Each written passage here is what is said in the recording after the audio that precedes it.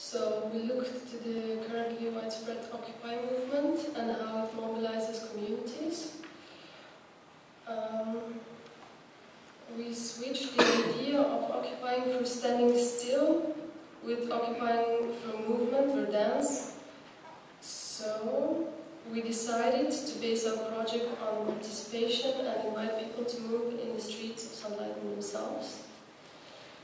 Creating punctual and spontaneous or individual occupations, like by themselves, individually, but also we want to come together to share one movement occupation. And by that we would create dance in public space, and by that reclaim the body in public, hopefully. The idea on the assumption that youth is anyhow dancing or filming themselves and creating their online video posts.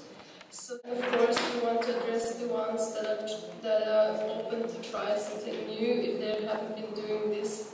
Because it seems to us that on the net, on YouTube, everybody's doing the sharing of dance and the posting.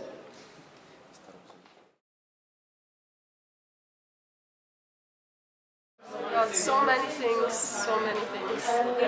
Participation mainly, but we'll see how it's going. That people dance with us.